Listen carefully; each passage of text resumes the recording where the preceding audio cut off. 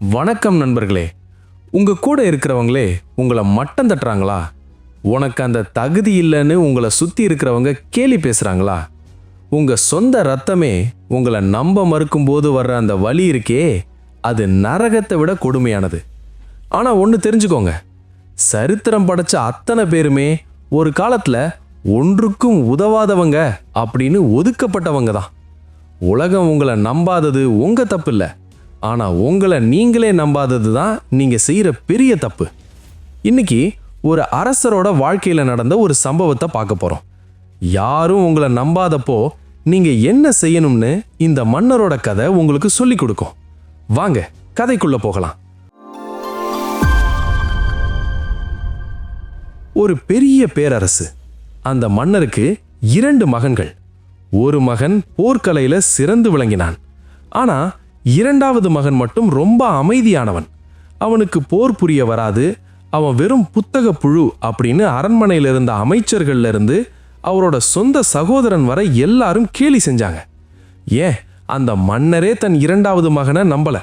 நீ எதுக்கும் லாயக்கில்ல, ஒரு ஓரமா போய் உட்காருன்னு சொல்லி அவனை ஒரு சின்ன கிராமத்துக்கு அனுப்பி வச்சாரு. சில வருஷங்கள் கழிச்சு அந்த நாட்டின் மீது ஒரு பயங்கரமான எதிரி நாட்டு படை போர் தொடுத்தது. மூத்த மகன் மட்டும் போருக்கு போனான்.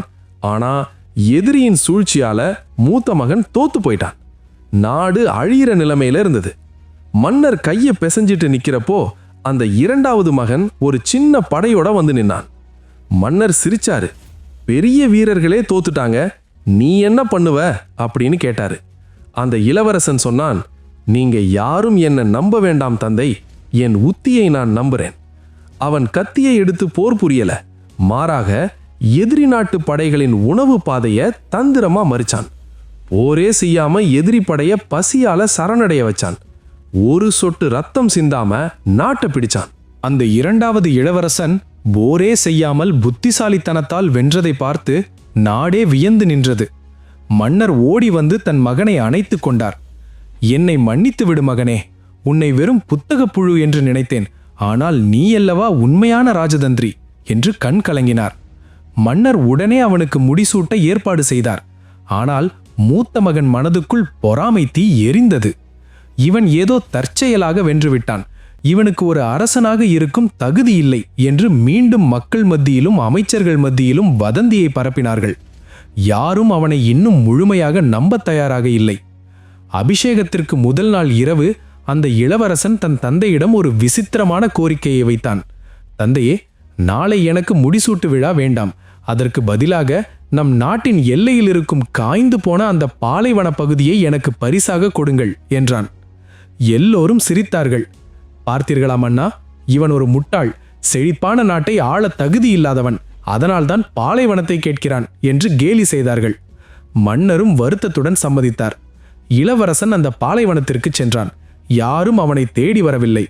1 வருடம் கழிந்தது, 2 வருடங்கள் கழிந்தது. மக்கள் அவனை மறந்தே போனார்கள்.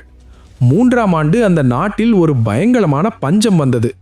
ஆறுகள் காய்ந்து போயின, தானியங்கள் இல்லை, மக்கள் பசியால் செத்து மடிந்தார்கள். ஆனால் அந்த இளவரசன் சென்ற அந்த பாலைவன பகுதியிலிருந்து மட்டும் மூட்டை மூட்டையாக தானியங்கள் தலைநகருக்கு வந்திறங்கின. மன்னர் ஆச்சரியப்பட்டு அந்த பகுதிக்கு சென்றார். அங்கே கண்ட காட்சி அவரை உறைய வைத்தது. மணலாக இருந்த அந்த பகுதி இன்று பசுமை சோலையாக மாறியிருந்தது. இளவரசன் சொன்னான், யாரும் என்னை நம்பாத அந்த 2 வருடங்களில் நான் அழுது கொண்டிருக்கவில்லை.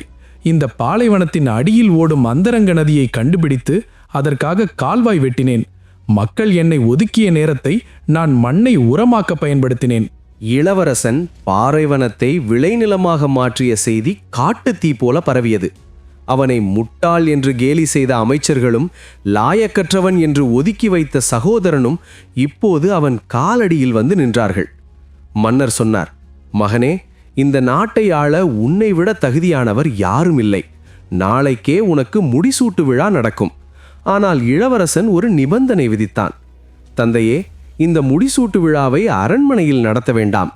நான் உருவாக்கிய அந்த பாலைவனத்தின் நடுவே ஒரு சாதாரண மரத்தடியில் நடத்துங்கள் என்றான். அபிஷேக நாள் வந்தது. நாட்டின் அத்தனை பெரிய மனிதர்களும் பொதுமக்களும் அங்கே கூடினார்கள். இளவரசன் சிம்மாசனத்தில் அமரவில்லை, ஒரு பாறையின் மீது அமர்ந்திருந்தான். அவனது அண்ணன்மார்கள் கேட்டார்கள், ஏன் இவ்வளவு எளிமையாக இந்த விழாவை நடத்துகிறாய்? உனக்கு கிடைத்த வெற்றியை நீ கொண்டாட வேண்டாமா? இளவரசன் மெதுவாக எழுந்தான். அங்கு இருந்த ஒரு கைப்பிடி மண்ணை எடுத்து எல்லோரிடமும் காட்டினான். அவன் சொன்னான், நான் இந்த மண்ணை நேசித்தபோது இது என்னை நம்பவில்லை. நான் விதை போட்டபோது இந்த நிலம் எனக்கு எதையும் கொடுக்கவில்லை. ஆனால் நான் இந்த நிலத்தை நம்புவதை நிறுத்தவில்லை. மற்றவர்கள் என்னை நம்புகிறார்களா என்பது என் கவலை அல்ல. என் உழைப்பின் மீது எனக்கு நம்பிக்கை இருந்தது. தொடர்ந்து அவன் சொன்ன அந்த ஒரு வார்த்தை அங்கிருந்த எல்லோரையும் தலைகுனிய வைத்தது. யாரும் உன்னை நம்பாதபோது நீ சாதிப்பது உனக்கான வெற்றி. ஆனால் உன்னை மதிக்காதவர்களையும் நீ அரவணைத்துச் செல்வதுதான் ஒரு தலைவனுக்கான வெற்றி. இன்று முதல் இந்த நாடு அதிகாரத்தால் ஆளப்படாது, அன்பால் ஆளப்படும். அந்த இளவரசன் வெறும் மன்னனாக மட்டும் மாறவில்லை, மக்களின் மனதில் ஒரு கடவுளாகவே மாறிப்போனான். நண்பர்களே, இந்த கதையை இதோட முடிக்க வேண்டாம். இதிலிருந்து உங்க வாழ்க்கைக்கு தேவையான ஒரு வைரமான கருத்தை மட்டும் எடுத்துக்கோங்க. யாரும் உங்களை நம்பாத போது நீங்க ஒரு போராளி. ஆனா நீங்க ஜெயிச்சதுக்கு அப்புறம் உங்களை நம்பாதவங்களையும் நீங்க மன்னிச்சு ஏத்துக்கிறீங்க பாருங்க, அப்போதான் நீங்க ஒரு மனிதன். வெற்றி உங்க தலைக்கு ஏறிடக்கூடாது, தோல்வி உங்க மனசுக்குள்ள போயிடக்கூடாது. மற்றவங்க உங்களை நம்பலன்னு கவலைப்படுறதை இன்னைக்கோட நிறுத்துங்க. உங்க சிறகுகளை விரியுங்க, உங்களுக்கான வானம் காத்துக்கிட்டு இருக்கு. மற்றவங்க போடுற கற்களை வைத்து மதில் சுவர் கட்டாதீங்க, அதையே ஏணிப்படியா வைத்து மேலே ஏறிப்போங்க. இந்த கதை உங்களுக்கு பிடிச்சிருந்தா உங்க வாழ்க்கையிலையும் இதை ஒரு பாடமா எடுத்துக்கோங்க. நம்பிக்கைதான் வாழ்க்கை.